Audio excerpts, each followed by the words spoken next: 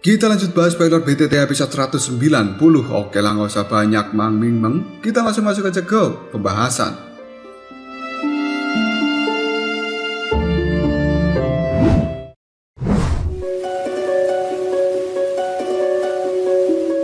Pria parubaya itu sambil tertawa melihat pada Soyen. Dirinya kali ini bertanya, "Apakah kau terkejut melihat diriku?"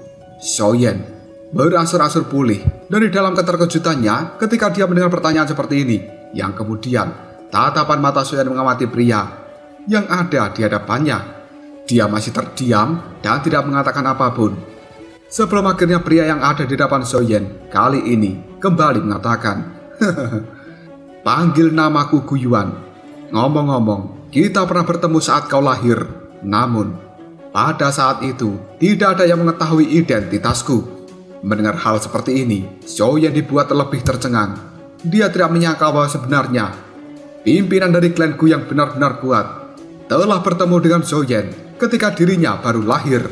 Soyen ragu-ragu sejenak sebelum akhirnya dia bertanya dengan hormat, "Bolehkah aku mengetahui hal penting macam apa yang membuat pimpinan dari klan Gu sampai menunggu junior di tempat ini?" Guyuan sambil tersenyum dia pun mengatakan, "Sebenarnya hal ini adalah masalah antara dirimu dengan Sun Er." Mendengar hal tersebut membuat Soyen mengerutkan keningnya lalu bertanya, "Apakah kepala klan Guyuan tidak menginginkan diriku bersama dengan Sun Er?" Guyuan sambil tersenyum mengatakan, "Bukan seperti itu niatku. Selama Sun Er menyukai dirimu sebagai ayahnya, aku hanya bisa mendukungnya.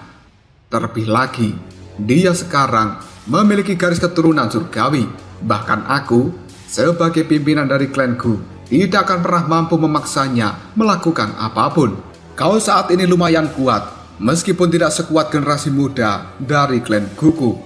Mendengar ucapan seperti ini membuat Soyen cukup terkejut. Namun detik berikutnya, kegembiraan juga telah melonjak dalam tatapan mata Soyen. Tidak menyangka bahwa dia akan mendapatkan sanjungan dari seorang pimpinan klan Gu. Soyen segera menangkupkan dua tangannya sambil mengatakan, "Terima kasih banyak atas pujian dari kepala klan Guyuan." Guyuan pun kemudian mengutarakan niatnya menemui Soyen di tempat ini. "Kau seharusnya tidak terburu-buru untuk bersukacita tentang hal ini. Meskipun aku tidak bisa menghentikan kalian berdua, namun beberapa tetua dari dalam klan Gu, mereka adalah keberadaan yang lebih tua, masih merasakan dendam sehubungan dengan hal ini. Bagaimanapun juga, Sun Er itu memiliki garis keturunan surgawi yang belum pernah muncul selama 1000 tahun terakhir dari dalam klan Gu. Mereka secara alami tidak menginginkan garis keturunan seperti ini menjadi tidak sempurna lagi karena beberapa hal.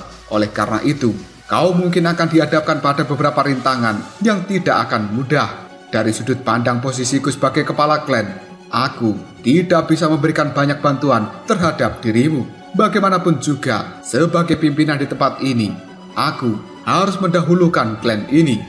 Soyen hanya menganggukkan kepalanya ketika mendengar hal itu. Sementara Guyuan sambil terus memandangi Soyen, dia tersenyum tipis lalu mengatakan, "Tapi tentu saja, sebagai seorang ayah dari Sun Er, aku akan menyukai apa yang disukai oleh putriku. Dan aku sebenarnya cukup puas dengan dirimu. Meskipun di dalam tubuhmu tidak memiliki garis keturunan karena telah terbuang sia-sia, namun kau bisa mengandalkan kerja kerasmu sendiri untuk mencapai sesuatu seperti ini. Dan bahkan kau tidak kalah dengan mereka yang memiliki garis keturunan di dalam tubuhnya. Sesuatu seperti ini cukup mengagumkan. Sejujurnya jika aku tahu hasilnya akan seperti hari ini, kemungkinan aku tidak akan pernah mengirimkan Sun Er menuju klan Xiao saat itu." Betapa tidak terduganya bahwa aku tidak hanya gagal mendapatkan benda itu, namun aku juga kehilangan putriku. Jika hal ini merupakan sebuah perdagangan, maka aku adalah orang yang benar-benar dirugikan. Mendengar ucapan dari Guyuan membuat Soyen hanya bisa tersenyum canggung sambil memegangi kepalanya. Selanjutnya, Guyuan kembali mengatakan, "Sudahlah, aku tidak ingin banyak ikut campur di dalam masalah antara kalian berdua. Dan aku hanya ingin kau berjanji beberapa hal terhadap diriku." Mendengar ucapan tersebut membuat jantung Soyen berdebar. Lalu dia bertanya, "Bolehkah aku tahu janji soal apa?" Guyuan ragu-ragu sejenak sebelum akhirnya dia berkata, "Tenanglah, ini bukanlah hal sulit untuk bisa kau jalani. Aku hanya berharap ketika kau bersama dengan Sun Er di masa depan nanti, kau tidak boleh menyentuh keperawanannya sebelum dia mencapai kelas Doseng. Mendengar ucapan tersebut membuat raut wajah Xiaoyan terlihat cukup malu. Dia tidak pernah membayangkan bahwa Gu Yuan akan memiliki permintaan yang cukup konyol seperti ini. Apakah dia berpikir bahwa Xiaoyan merupakan orang yang nafsuan dan juga tidak terkendali?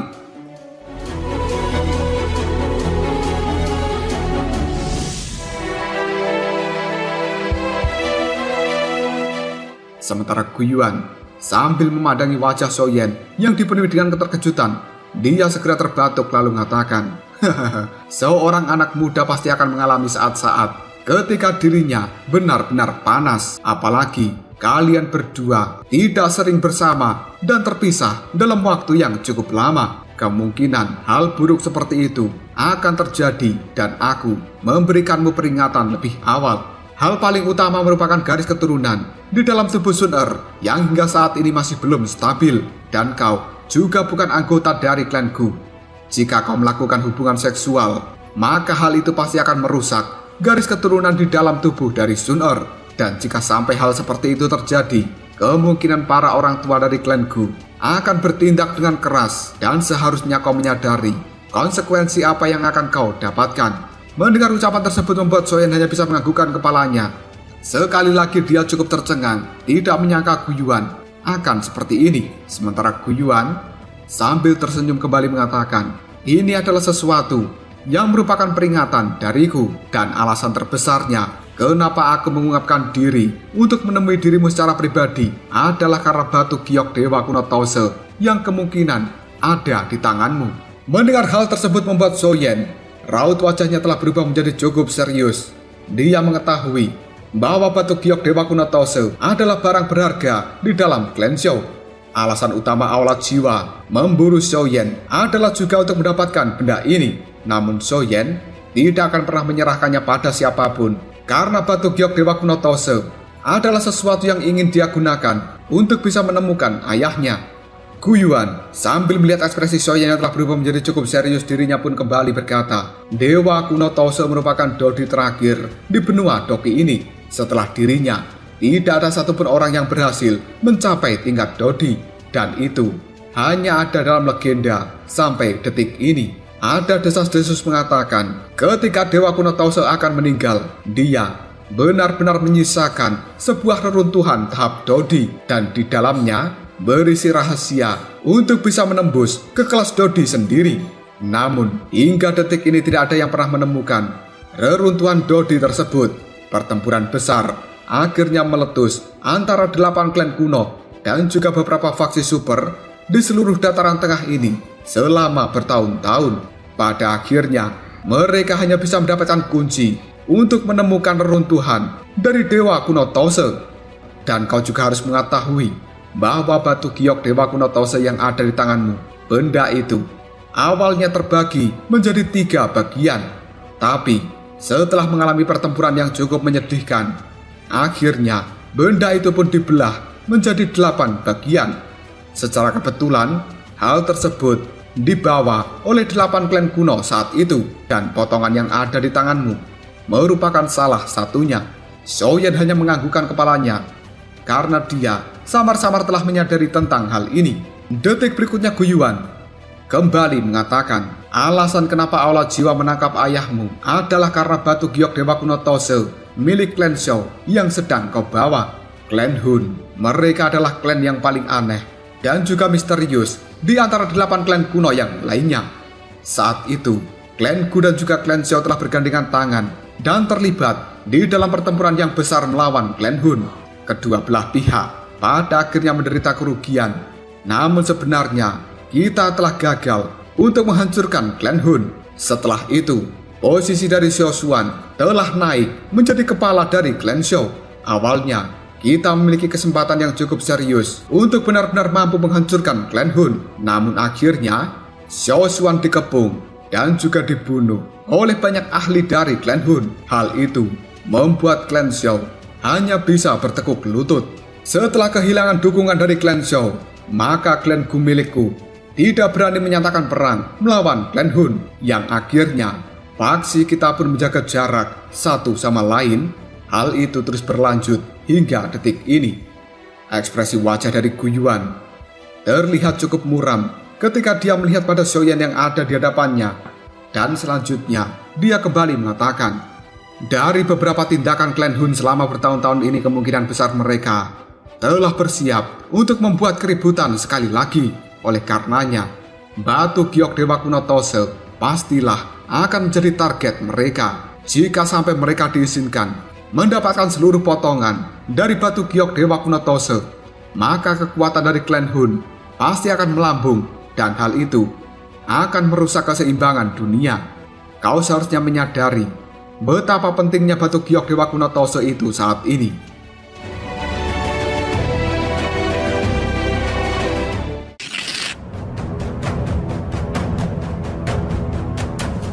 Mendengar ucapan dari Gu Yuan membuat Xiaoyan hanya bisa menganggukkan kepalanya. Sebelum akhirnya Xiaoyan tiba-tiba saja teringat dengan dunia magma yang berada di bawah Akademi Jianan. Di tempat itu, Xiaoyan bisa merasakan bahwa sebenarnya batu giok Dewa Kuno Tose yang ada di tangannya memiliki sebuah reaksi yang cukup aneh.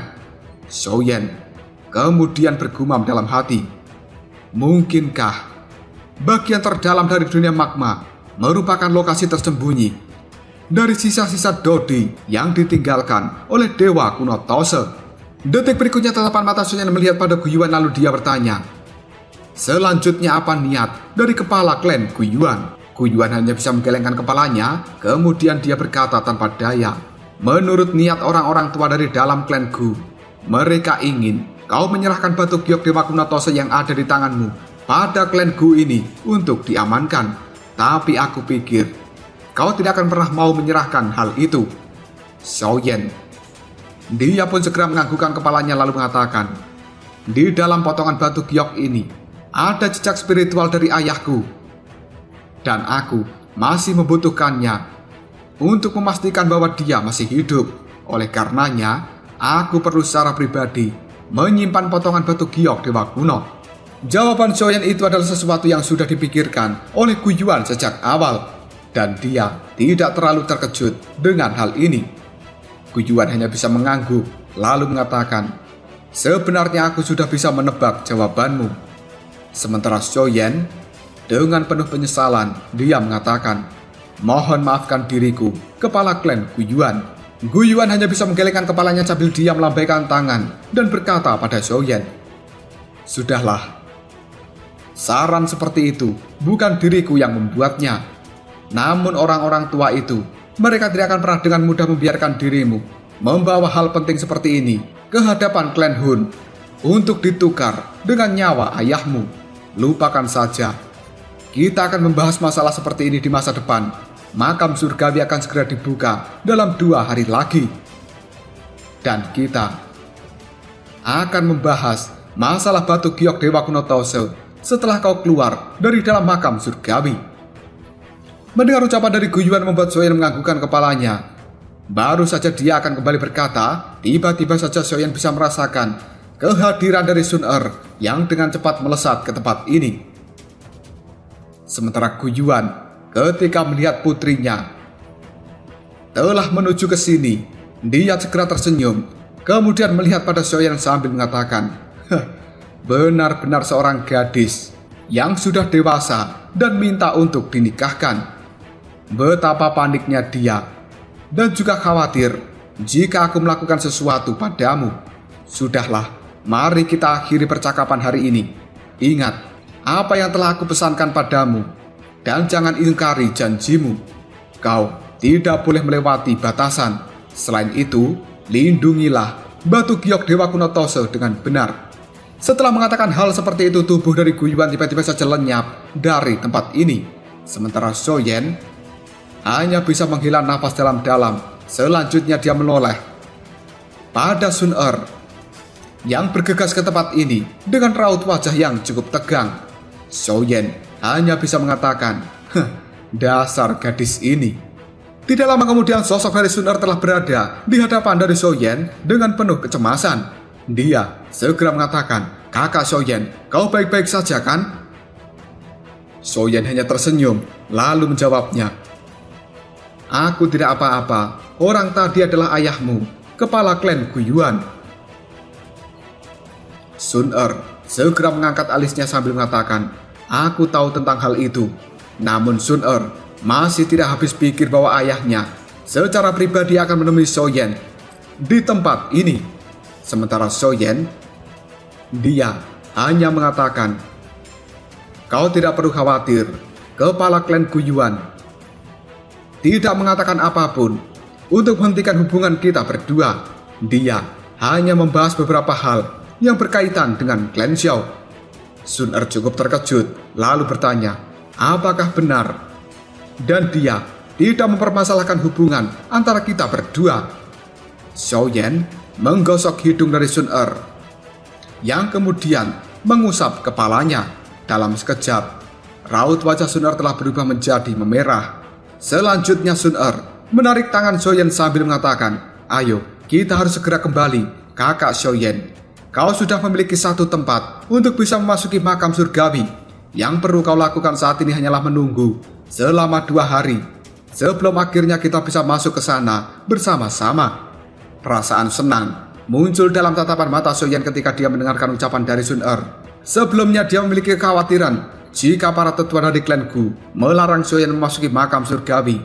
Namun ketika Sun Er mengatakan hal itu, Xiaoyan menjadi cukup lega. Dia sambil mengusap tangan Sun Er mengatakan, "Terima kasih banyak Sun Er." Sun Er hanya tersenyum. Segera setelah itu tubuhnya bersandar di bahu Xiaoyan dan mereka berdua segera meninggalkan puncak gunung ini.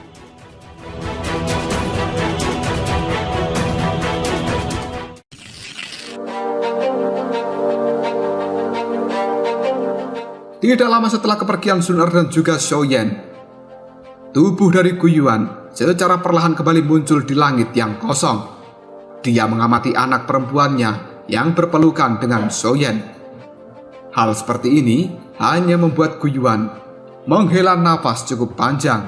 Dia kemudian tersenyum sambil mengatakan, "Xiao Xuan, kau masih menjadi pemenangnya hingga detik ini." 2 hari telah berlalu dengan cepat. Tidak ada seorang pun dari klan Gu yang mengganggu kelompok Xiaoyan di dalam rumah bambu. Pada pagi ketiga, suasana ramai telah menyebar di pegunungan Suci Gu. Sun Er yang berdiri di depan rumah bambu, dia pun berkata pada Xiaoyan, "Hari ini merupakan hari penting di mana makam surgawi akan segera dibuka." Mendengar hal tersebut membuat Xiaoyan hanya bisa tersenyum. Sementara Sun Er mengangkat tangannya, binatang bertanduk pun segera muncul. Kelompok dari Xiaoyan dan juga Sun Er buru-buru menaiki binatang ini. Mereka pun pergi ke pegunungan Suci Gu. Di dalam perjalanan ini, Sun Er pun mengatakan, makam surgawi akan terbuka jauh di dalam pegunungan Suci Gu, dan tempat itu merupakan tempat yang terlarang dari klan Gu ini. Tidak ada seorang pun yang diizinkan untuk masuk ke dalam sana secara normal. Dan hal itu hanya akan dibuka ketika makam surgawi juga dibuka. Detik berikutnya ekspresi di raut wajah Sun Er telah berubah menjadi cukup muram. Selanjutnya dia mengatakan, ada beberapa bahaya di dalam makam surgawi ini, dan tidak terhitung jumlahnya. Ahli dari zaman kuno telah terkubur di dalam tempat itu. Meskipun jiwa mereka telah menghilang, namun energi dari ketika mereka masih hidup kini telah berubah menjadi penampilan yang benar-benar mirip seperti masa lalu. Hal itu adalah karena misteri dari makam surgawi. Energi seperti ini sendiri dipenuhi dengan kekuatan yang benar-benar kuat. Selain itu, orang-orang yang sudah mati ini juga bisa menampilkan teknik Dao seperti ketika mereka masih hidup. Akan sangat sulit ketika berurusan dengan mereka semua. Oleh karenanya, jika seseorang bertemu dengan tubuh energi yang benar-benar kuat, yang terbaik adalah segera kabur dari makhluk itu. Ada desas-desus mengatakan, beberapa ahli dengan kekuatan yang sangat besar ketika mereka masih hidup telah menghasilkan tubuh energi dengan beberapa kecerdasan.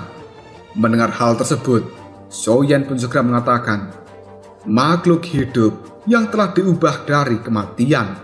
Sementara Sun Er kembali mengatakan, Makam surgawi ini dibagi menjadi 3 tingkatan. Tubuh energi yang berada di tingkat pertama, sebagian besar merupakan bintang 3 dosun atau lebih lemah. Mereka tidak memiliki kesadaran apapun dan tidak terlalu sulit untuk dihadapi. Tubuh energi tingkat kedua, mereka berada di antara bintang 3 dosun sampai bintang 8. Dan mereka merupakan makhluk yang cukup merepotkan untuk dihadapi. Adapun tubuh energi tingkat ketiga, mereka benar-benar berada di puncak dari kelas dosun. Bahkan ada beberapa ahli pamungkas yang telah mencapai kelas doseng ketika mereka masih hidup. Jika membicarakan hal itu secara normal, jarang ada orang yang menerobos ke tingkat ketiga tanpa memiliki keyakinan yang mutlak. Tempat itu adalah sesuatu yang terlalu berbahaya. Xiaoyan lalu bertanya, apakah makam leluhurku Xiao Xuan berada di tingkat ketiga? Sun Er pun tanpa daya menjawabnya. Benar. Dikabarkan makam dari leluhur Xiao Xuan berada di bagian terdalam dari tingkat ketiga. Namun, tidak pernah ada satupun orang yang berani memasuki tempat itu. Bahkan orang-orang dari klan Gu milikku. Xiaoyan segera mengatakan, sebenarnya sangat merepotkan seperti ini. Sementara Sun Er kali ini dia mengatakan, pasti akan ada jalan ketika kita sampai di tempat itu. Sudahlah, mari kita masuk ke makam surgawi terlebih dahulu sebelum mendiskusikan rencana yang akan kita jalani. Di dalam perjalanan ini, sebenarnya kelompok dari Xiaoyan juga telah bertemu beberapa orang dari klan kuno yang bergegas menuju pegunungan Suci Gu. Kelompok dari Xiaoyan terus terbang dan hal itu berlanjut sekitar 10 menit sebelum akhirnya mereka semuanya mendarat di beberapa gunung yang cukup curam. Pada saat ini cukup banyak tokoh yang telah berkumpul di tempat itu. Tatapan mata Xiaoyan menyapu seluruh orang yang telah hadir dan dia menemukan 3 sosok berjubah hitam yang telah berdiri di udara. Hal ini membuat Xiaoyan menyipitkan mata, kemudian mengepalkan tinju sambil mengatakan, sebenarnya itu adalah kelompok Hunya. Sun Er yang ada di samping Xiaoyan pun segera berbisik, kakak Xiaoyan berhati-hatilah dengan ketiga orang itu, karena mereka berasal dari klan Hun dan pimpinannya yang dikirim ke tempat ini adalah Hunya. Dia merupakan orang yang cukup terkenal di antara generasi muda dari klan Hun dan sangat sulit untuk dihadapi. Dia datang ke tempat ini kemungkinan juga akan memasuki makam surgawi. Maka dari itu kita harus lebih berhati-hati ketika bertemu dengannya di dalam makam surgawi.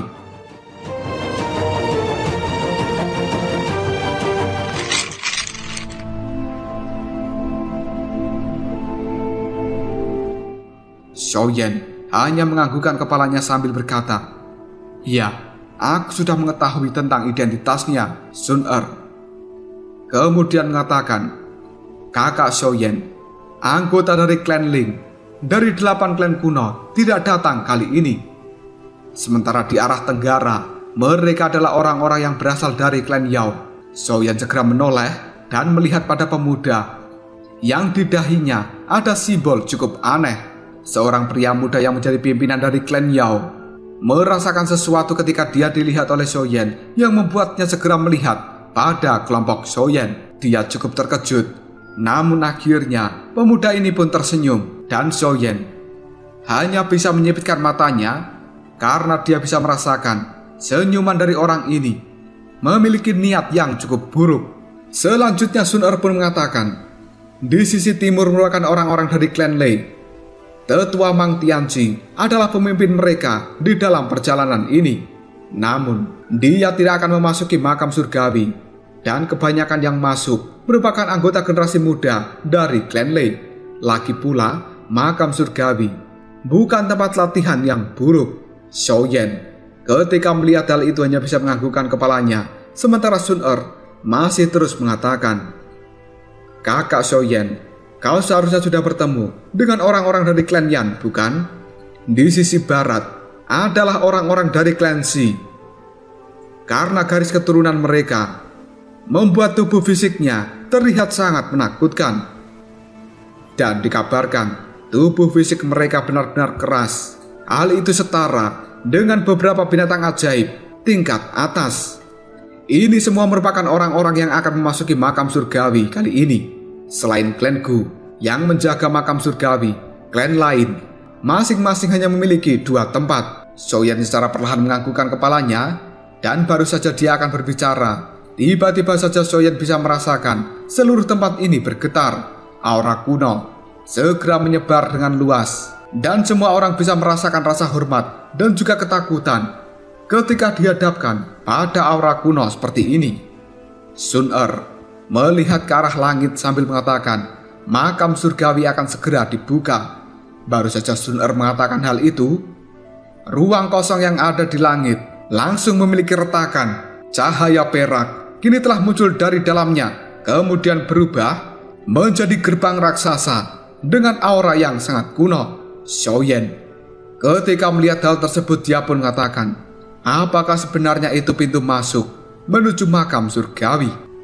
Sosok dari tetua Tongsuan juga telah muncul di langit. Tatapan matanya melihat pada banyak orang yang telah hadir, dan selanjutnya dia mengatakan, semua orang harus menyadari aturan tentang masuki makam surgawi. Setiap klan hanya memiliki 2 tempat saja, dan tidak mungkin ada lebih orang yang bisa masuk ke dalam sana.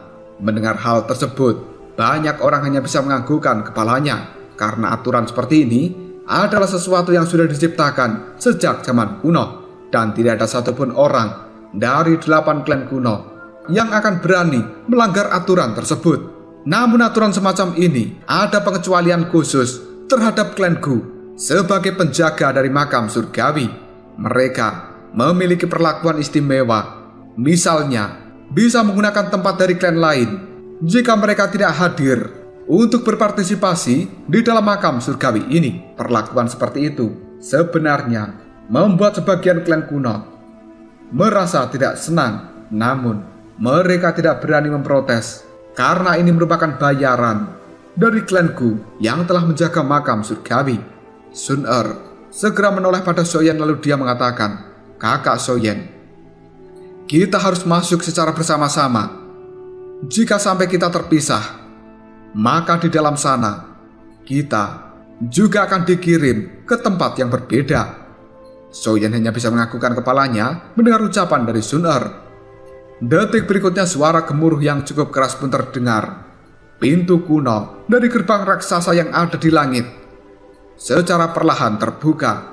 Tetua Tongsuan sekali lagi mengatakan, jika orang yang ingin memasuki makam surgawi sudah dipersiapkan, kalian harus segera memasuki tempat itu. Namun ingatlah, kalian semuanya hanya bisa berada di dalam makam surgawi selama 3 tahun saja. Dan jika lebih dari itu, maka makam surgawi ini akan melemparkan kalian keluar. Mendengar hal tersebut, Xiaoyan segera mengatakan, hanya 3 tahun, berarti di dunia luar sekitar 6 bulan. Sebuah aura kuno yang benar-benar padat dipancarkan dari dalam gerbang raksasa. Detik berikutnya, beberapa suara angin kencang telah muncul dari hutan pegunungan. Setelah gerbang raksasa itu terbuka, 4 sosok kini dengan cepat menuju pada gerbang untuk memasuki makam surgawi.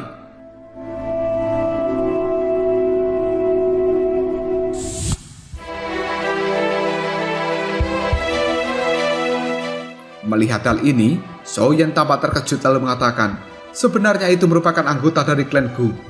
Gu Shen juga akan masuk ke dalam sana. Yang menjadi pimpinan dari kelompok klan Gu ini merupakan jenderal pertama. Di belakangnya diikuti oleh jenderal kedua, jenderal ketiga, dan juga Gu Shen. Sun Er dengan lembut mengatakan, Gu Yao saat ini memilih untuk tidak memasuki makam surgawi. Sepertinya dia sedang melakukan retreat untuk penyembuhan lukanya. Oleh karena itu, tetua telah meminta Gu Shen untuk menggantikan posisi dari Gu Yao. Mendengar ucapan dari Sun Er membuat Xiaoyan menggelengkan kepalanya, kemudian dia mengatakan, jika Gu Yao tidak menerima kegagalannya, maka dia akan segera berhenti pada level ini. Menurut Xiaoyan pribadi, seorang Guyao memanglah sangat kuat, namun karakternya cukup buruk dan tidak bisa dibandingkan dengan Gusen karena dia merupakan orang yang paling tenang di antara anggota generasi muda yang pernah ditemui Xiaoyan selama ini. Karakter seperti Gusen adalah sesuatu yang memberikan kegigihan luar biasa untuk bisa bertahan hidup. Mendengar ucapan dari Xiaoyan membuat Sun Er menganggukkan kepalanya. Selanjutnya dia mengatakan, "Kakak Xiaoyan, mari kita bergerak saat ini." Xiaoyan kemudian menoleh pada kelompok dari Xiaoxian yang ada di belakangnya sambil mengatakan, "Kemungkinan diriku akan cukup lama di dalam makam surgawi. Kalian semuanya bisa kembali ke pavilion bintang jatuh terlebih dahulu jika sesuatu telah terjadi di sana." Xiaoxian hanya menganggukkan kepalanya lalu mengatakan, "Baiklah, Xiaoyan, kau berhati-hatilah di dalam sana." Xiaoyan hanya tersenyum. Segera setelah itu dia bertukar pandang dengan Sun Er. Tubuh mereka berdua dengan cepat menuju gerbang raksasa yang akhirnya Xiaoyan dan juga Sun Er masuk ke dalam makam surgawi. Tempat dari makam surgawi yang memiliki kabut yang cukup tebal. Tidak lama kemudian, hal itu segera terdistorsi. Sosok dari Xiaoyan dan juga Sun Er yang telah bergandengan tangan kali ini juga telah muncul di dalam makam surgawi. Doki di dalam tubuh mereka telah diedarkan dan mereka memiliki kehati-hatian di tempat yang sangat berbahaya seperti ini. Xiaoyan segera menarik nafas ketika dia tidak menemukan situasi yang tidak terduga. Dirinya mengamati tempat ini sambil mengatakan, "Apakah sebenarnya kita sudah berada di dalam makam surgawi?" Sun Er hanya menganggukkan kepalanya. Segera setelah itu Xiaoyan tangannya diulurkan untuk meraih kabut yang ada di hadapannya. Dia cukup terkejut ketika bisa merasakan energi alami yang berada di dalam kabut ini. Xiaoyan segera mengatakan, "Sebenarnya di tempat ini memiliki energi murni yang sangat kaya, bahkan lebih kuat jika dibandingkan dengan energi yang ada di alamku." Sun Er hanya tersenyum ketika mendengar ucapan dari Xiaoyan yang kemudian dia bertanya, "Kakak Xiaoyan, level mana yang ingin kita datangi?" Xiaoyan merenung sejenak sebelum akhirnya dia mengatakan, "Jika memungkinkan, aku ingin pergi ke makam leluhur dari Xiaoshuan yang berada di level ketiga. Namun tempat itu terlalu berbahaya, kita tidak terburu-buru saat ini. Lagi pula, kita masih memiliki waktu 3 tahun. Mendapatkan jawaban dari Xiaoyan, Sun Er tidak terkejut sama sekali. Karena sangat wajar bagi seorang Xiaoyan untuk mendatangi makam dari leluhurnya. Selanjutnya, tatapan mata Sun Er melihat ke arah depan. Lalu, dia mengatakan, "Jika begitu mari kita bergerak. Makam surgawi ini sangatlah besar.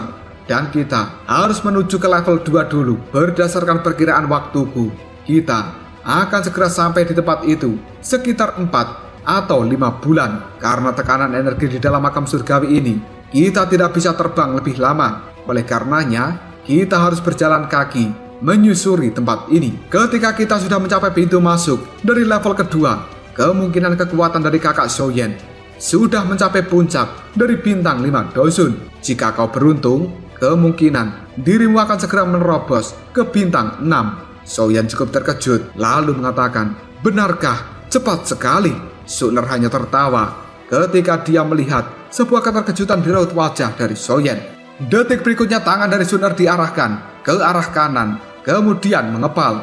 Dalam sekejap, kabut yang ada di arah kanan langsung tersebar dan tubuh ilusi kali ini telah muncul. Xiaoyan cukup terkejut lalu mengatakan, "Sebenarnya itu merupakan tubuh energi. Kenapa aku tidak bisa mendeteksinya?" Sun Er hanya tersenyum sambil mengatakan, "Mereka semua yang ada di tempat ini bisa mengandalkan kabut energi untuk menyembunyikan diri, dan mereka secara diam-diam akan bergerak kemudian mendekati kita untuk melancarkan serangan." Setelah mengatakan hal itu, Sun Er pun menjentikan jarinya. Tubuh energi langsung hancur dan kemudian berubah menjadi sekelompok cahaya yang berukuran sebesar ibu jari.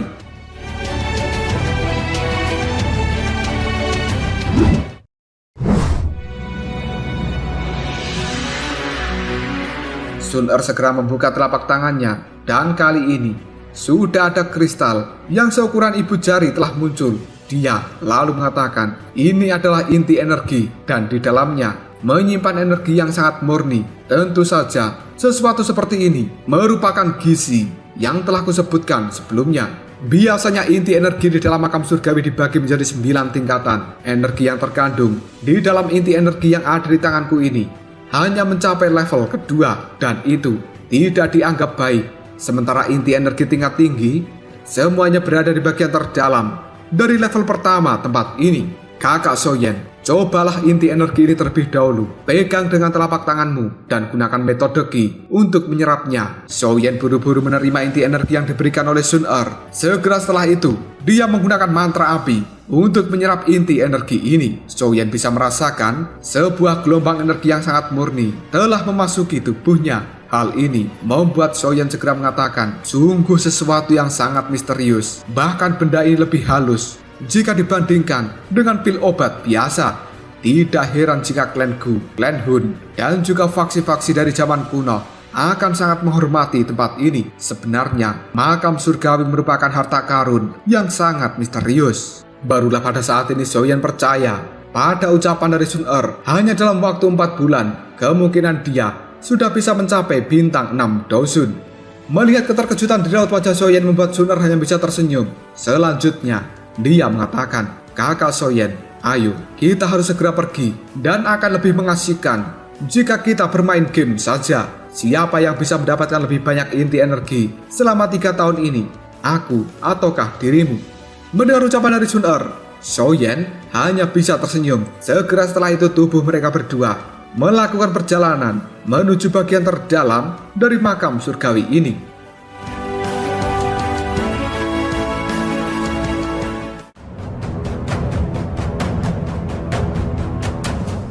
Lalu apakah yang akan terjadi selanjutnya? Berapa banyak inti energi yang akan didapatkan oleh Soyen dan juga Sun Er? Serta rintangan apa saja yang akan mereka temui? Jika kalian penasaran, tunggu aja jawabannya di next video. Ngobrol sob.